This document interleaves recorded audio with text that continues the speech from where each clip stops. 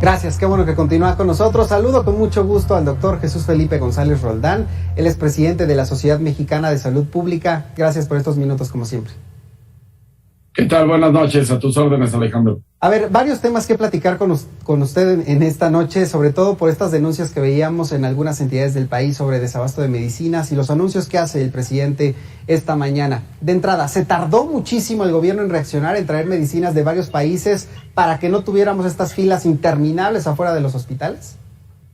Mira, aquí hay que entender que al final estamos en medio de una pandemia y donde el abasto de medicamentos y de insumos estratégicos se complica, ¿no?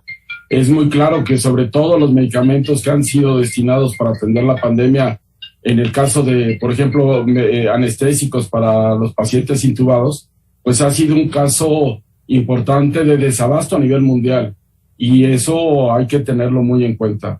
Dos, justo el día de hoy se tuvo una sesión del Consejo de Salubridad General, donde el objetivo es que se llegue a contar con un plan nacional farmacológico como tal, y yo creo que eso es una buena noticia, porque al final está participando la academia, está participando la sociedad civil, está participando las instituciones del sector salud y la industria, y yo creo que eso ya es digno de destacar. Sí, se sabe que hay un desabasto de medicamentos.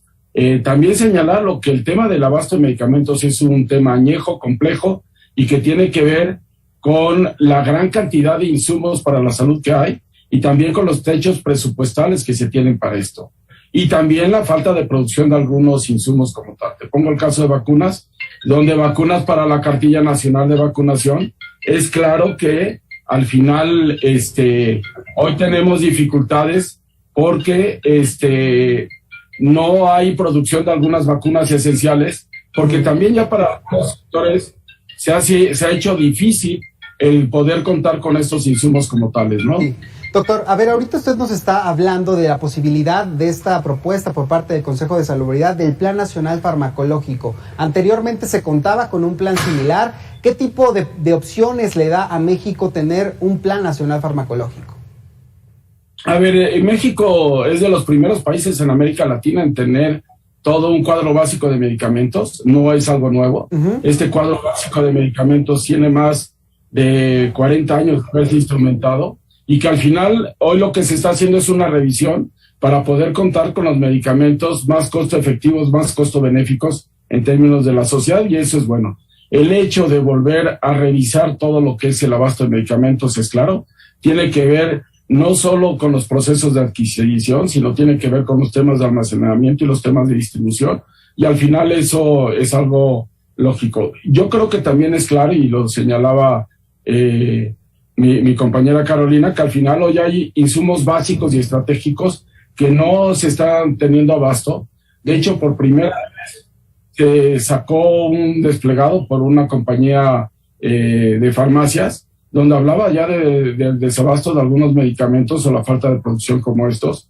Y aquí es claro que tenemos que priorizar los medicamentos para los enfermos crónicos no transmisibles, los medicamentos oncológicos, que ya hoy se señalaba que están en proceso de compra, pero al final todo esto, si no se tiene una adecuada cadena de suministro y caemos en desabasto como tal, pues en ese momento hay pacientes que se quedan sin sus medicamentos esenciales y se pone en riesgo su salud, y al ponerse en riesgo su salud se pone en riesgo su vida, y eso es algo a considerar. Aquí yo creo que lo que necesitamos es el consenso de todos los involucrados y al final también necesitamos sobre todo la priorización de cuáles son los medicamentos esenciales y los medicamentos prioritarios para atender la salud de los mexicanos, ¿no?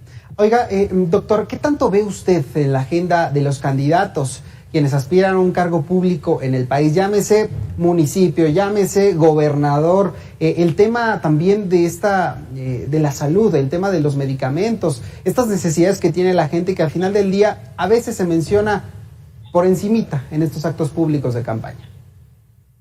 Mira, desafortunadamente lo que dices tiene razón. Lo más fácil es la denostación, lo más fácil es el ataque a los sistemas nacionales, a los sistemas estatales de salud, pero también hay muy pocas propuestas. Y te pongo un ejemplo claro. En los últimos 24 años no ha habido campaña que se hable de un sistema unificado de salud, no ha habido campaña donde no se ponga que hay que unificar el sistema de salud. La realidad es que no nos dicen cómo ni cuándo. Y lo que es claro es que nuestro Sistema Nacional de Salud, primero es un Sistema Nacional de Salud de tipo coordinacionista, y donde al final hay que entender que hay diferentes instituciones del sector público que están abocadas a atender la salud desde diferentes perspectivas. Que tenemos un problema que tiene que ver con cobertura a todos los mexicanos en términos de cobertura de salud, y que también tenemos un problema de duplicidad en términos de la cobertura. ¿Qué quiero decir con esto? Que hay pacientes que son tanto del Seguro Social como del ISSSTE, o como pueden ser y atenderse en servicios estatales de salud, como pueden atenderse en una institución de seguridad social como las que señalaba, ¿no? Y al final lo que tenemos que buscar son las políticas donde sí es factible la unificación. Y ha habido ejemplos exitosos. Ejemplo, las campañas nacionales de vacunación, desde hace 30 y tantos años, al final es el primer ejemplo donde las instituciones se pueden poner de acuerdo para vacunar a todos los menores de edad en términos de contar con todas sus vacunas en el menor tiempo posible, sin que sea necesaria la derechohabiencia, y eso creo que es claro. Y así debe de haber también una serie de intervenciones en términos de salud que podrían aplicarse en uno u otro lado si se pueden unificar y tener un adecuado balance de costos en términos de las instituciones, ¿no? Bien.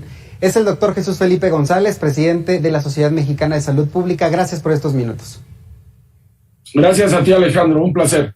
Buenas noches. Ahí tiene usted este comentario, esta reflexión por parte de los especialistas. Y es que esta crisis de desabasto de medicamentos se ha profundizado tanto que hay denuncias